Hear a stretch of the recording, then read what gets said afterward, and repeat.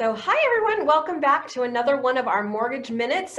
Today I've got one of my favorite lenders with me, Marc Trejo. If you've watched any of our other mortgage minutes, you know Marc is an outstanding partner of ours, and he works with us quite frequently. Marc is with Sun American Mortgage, and Marc, welcome back. We're glad to have you again today.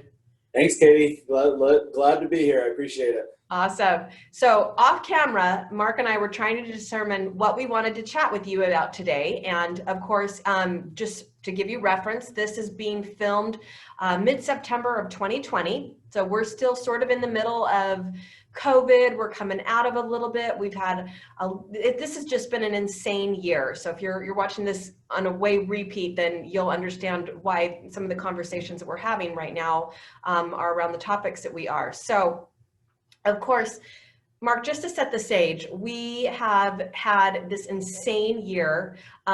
We had this brief hiccup, it seems like, from March and April, where everybody went, whoa, whoa, whoa, what's happening? And then we jumped right back into the real estate market like full bore. And the problems we were having before COVID hit of like low inventory, no inventory, appreciation, all that kind of stuff, just picked up without missing a step, and we just kept on having more of it. And so then we had like layoffs and all of that kind of stuff that came with this kind of economic shutdown. And so we've talked about that. We've talked about, what borrowers need to do with that. And I mean, we've had some really great conversations, but here we are, and we're back in this nutso market again, where we have no inventory, we're in multiple offers, escalation clauses, yada, yada, yada. And now the Fed's just put out something saying, we want to keep interest rates down for the next 3 years. So what does that mean on the lending side? What does that mean to you? Like, help us understand a little bit more what's going to happen. Sure. Well, that's a great question. Every day is a little different. And so the Fed came out yesterday. They managed the key index rates, and they said our plan is to keep that near zero for the next 2-3 years. And that indirectly can impact mortgage rates. It's tied into the bond market, tied into other markets, which ultimately the bond market helps with mortgage rates. But the government wants to keep rates low right now. They view the market as not being able to sustain an increase based on everything that's going on, the economic uncertainty and those types of things. We talked a little bit before. There's this little tug of war happening between Fannie Mae and the government and even the lenders like Wells Fargo, AmeriHome, PennyMac, some of the big servicers. They don't like what's happening right now. They're getting lots of high interest loans paid off and being replaced with lower interest loans. And so they've lost a lot of revenue. Back in late March, there was about a 48-hour period where rates increased from about 3.5 or so on a 30-year fix from where they were then to almost 5, overnight, because those investors stopped buying mortgage-backed securities. And so that's when the government came in and started pumping money into the bond market to bring rates back low to stabilize, and where we're at today in the high 2s and related to 30-year fix, depending on your scenario, maybe low 3s. But there's so much going on right now between protesting, riots, layoffs, shutdowns, the presidential election, that any one of those things by itself impacts rates, and so without them pumping money into it, who knows where we'd be and where we're going to go. That's anyone's guess, but the consensus is the government is going to do everything they can to keep rates low for the time being. And so we'll see what happens. Right. So we're, on the real estate end of this, we're looking at, okay, is there anything that's going to happen in the next couple of years that's going to shake our inventory problem out? Like what's going to relieve some of the pressure behind that? And of course, we're seeing builders build, but not nearly fast enough. Here in the East Valley, we're starting to get a little landlocked. So we're seeing a lot of those builders go either way south, way north, way west. And so not that that's a bad thing, because with what has happened during this crisis, we have a lot of now telecommuting and a lot of work from home options. And so what people are looking for in homes is different. So the builders are quickly having to restructure sort of the product that they were building to accommodate this new reality that we're all in this new work. You know, we've got to educate our kids and our children in our homes. We've got to work from our homes. So we need these more flex spaces where before maybe we wanted a designated theater room. Now we want a home office, or we want like a flex space where we could have it be the kids' school / playroom / media room. So they're really looking at what they're building and the product that they're putting out too. But that being said, I don't know that we're going to see that loosen up really here in Arizona anytime soon. And so I imagine that interest rates are going to sort of, we're going to bounce around a little bit, but without the crystal ball that neither you nor I have anymore. Right. Are you kind of thinking we're going to get more of the same for the next couple of years at least? It's going to be purely, November is going to have a big impact on this discussion. You know, what happens in the presidential election in November, who takes the House, who takes the Senate, both locally and federally, just because the platforms are completely different, and the market, how the market's going to react to that, we'll just have to wait and see what happens. But you could be right. Right now, think about it. For those that don't have to sell, what's the incentive?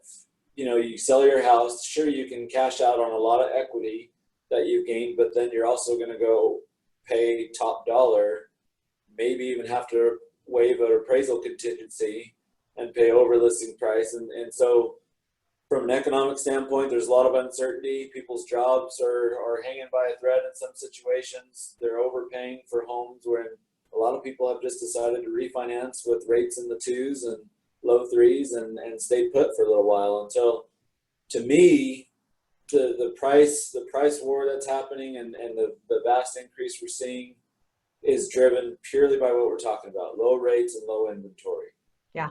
Once those things break, the prices will kind of feel like this. And so I have first-time home buyers that are struggling to find a home because they're in offer situations with 8, 9, 10, 11 other people.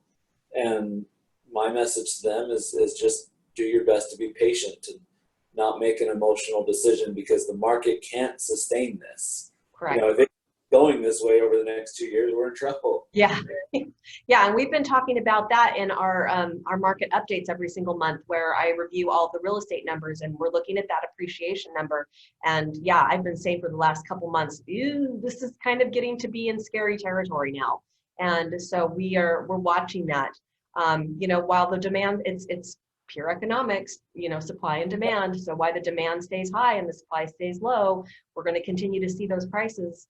My hope is that we just see a slowdown. I don't see any indicators for like a huge crash, but we do actually need that slowdown. In fact, when COVID hit and everything slowed down, that was a needed breather for appreciation and for all of that kind of stuff. So yeah, so we kind of needed that, and it'll happen again because, like you said, it's not sustainable. It's not good. So I think that's the message of hope that we have for our buyers that are struggling right now.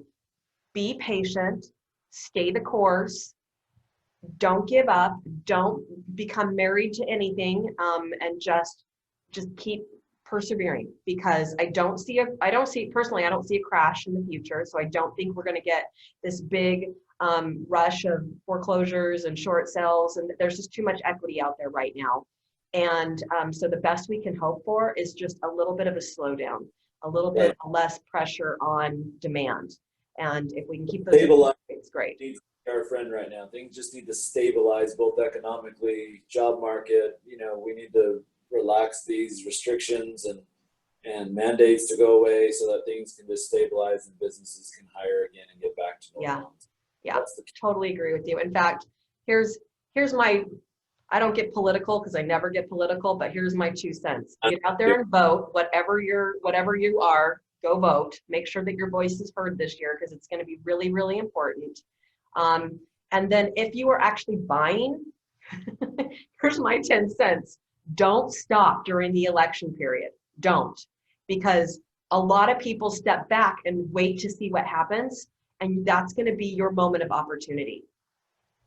Are you going to want a home after the election, regardless of whoever is in office?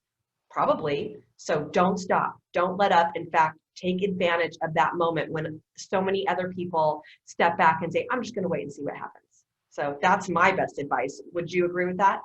I do. You know, but a lot of people get worried about rate. You know, they want to wait and see what the election does, and I'm with you. You just move forward. You take what the market gives, and a refinance is so easy. So if that opportunity arises where you got into a higher rate, then you take advantage of a refinance to get into a lower rate. They're so easy and economical these days that it just changes everything. Yeah.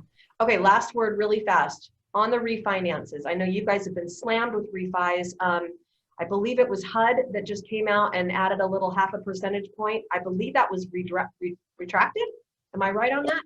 Just delayed. In fact, delay is pretty much over. So Fannie Mae and Freddie Mac came in and kind of a controversial thing. No one really knows why they did it. You know, they're saying one thing, but it doesn't make a lot of sense. But they added a 0.5% fee to all refinances, and essentially that's not going to be a fee you pay at closing. That's going to be a fee you pay an interest rate. That's what's going to happen. So your interest rate pretty much overnight increased anywhere from 1/8 to 3/8, just kind of depending on the pricing scenario and your scenario. And so they made it effective September 1st. They got a lot of backlash. They pushed it back to December 1st.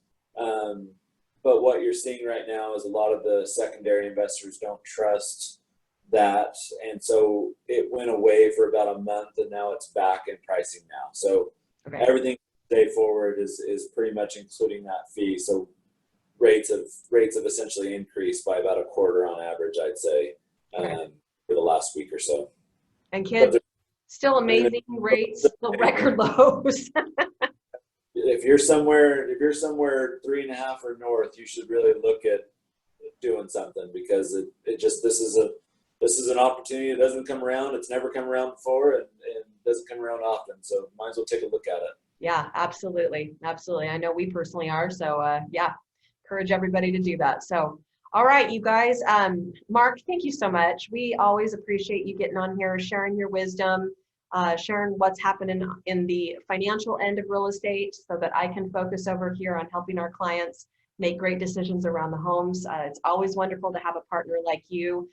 So thank you, thank you, thank you. So Marc, if anybody wants to chat with you about getting qualified to purchase a home or to discuss a refinance on their current home, how can they get a hold of you? What's the best way for them to reach you?